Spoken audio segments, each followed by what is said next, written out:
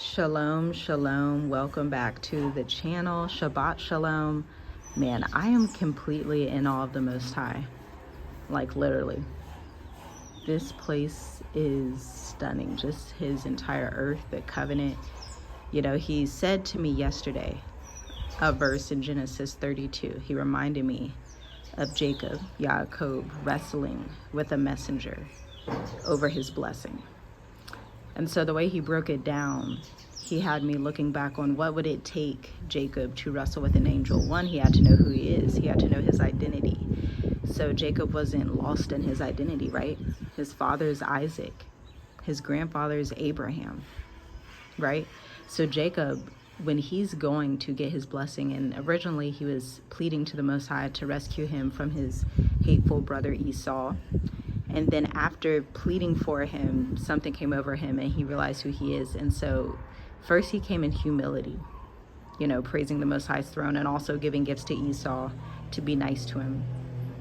And then something happens later on as he gives these gifts to Esau, like hundreds of goats, hundreds of like cows, all of these things. And then later on, when he's praying to the Most High, a messenger comes to him and he wrestles him.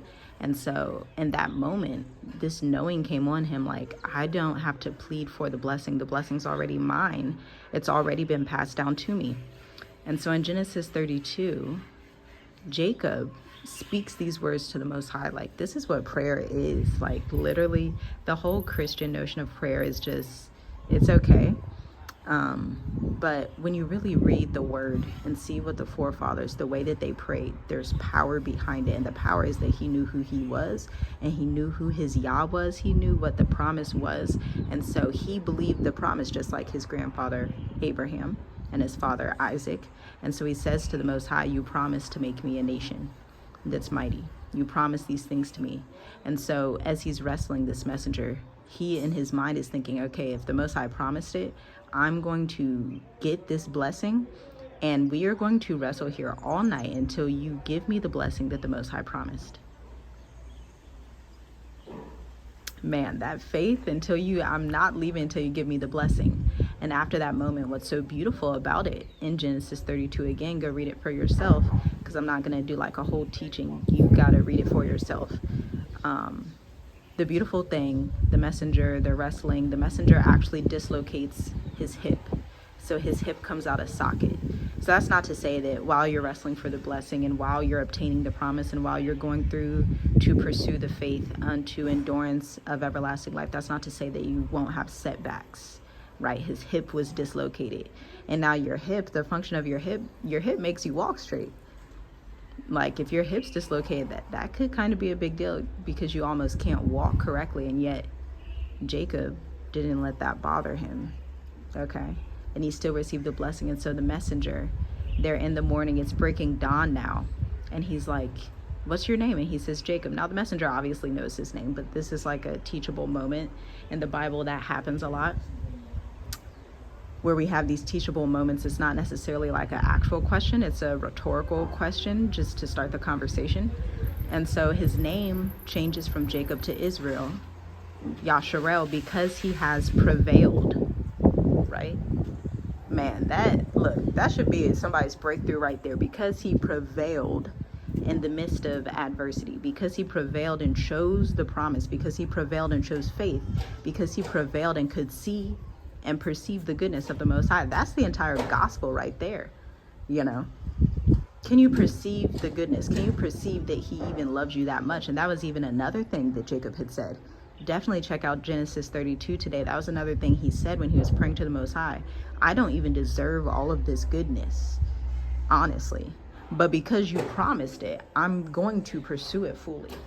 And so he makes it less about him being righteous, right?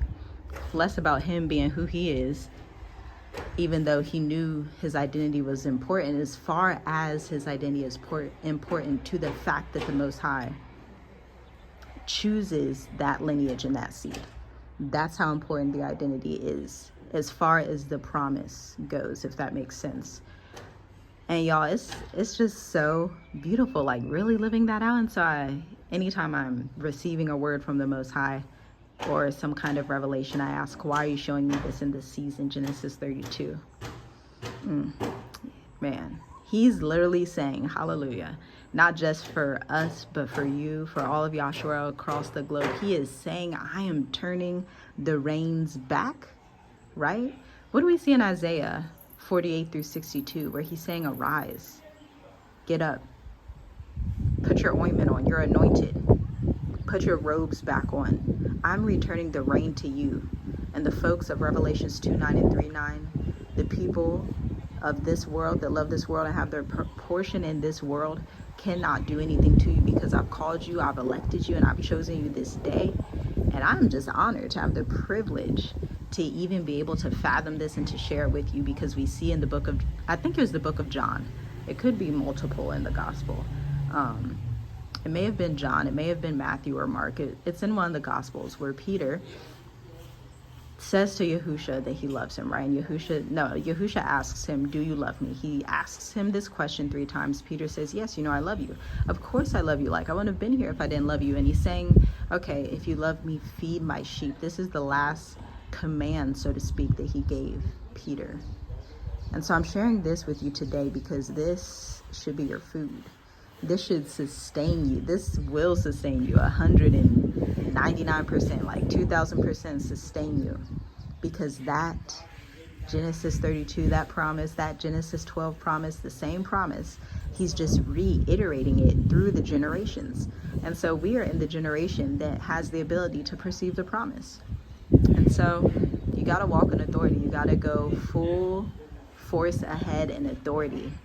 Fearless. Be like Jacob and wrestle for your blessing. Don't let that messenger go until he blesses you, because you are the called and the anointed of the Most High, and you know what redemption is, and you know it's for you, and you know he has a land set apart for you, and you know your lineage has been called. What in Isaiah, I think it's 54, I could be wrong, I may have to go back and insert the right verse, but he says, I shall call you a city not forsaken. Well, he says, I'm going to look on you and call you a city not forsaken, the restored of Elohim. So he's like, I'm going to turn around all the desolate places in your life, in your inner circle. I'm going to turn around the desolate places in the nation of Yasharel, because Yasharel stretches. There's the children of Israel throughout Africa, throughout parts of India, throughout America, throughout South America. He's saying, I'm going to restore everything. And the rain is going to come back to you, and my Messiah is going to return, and things are going to be put in the proper function. What? And he says that the jealousy of Ephraim and this tension between Judah and the northern tribes would fall away. Y'all gotta get in position. He's positioning you. He's ready to give you the reins. But a lot of us don't believe. Don't be like that.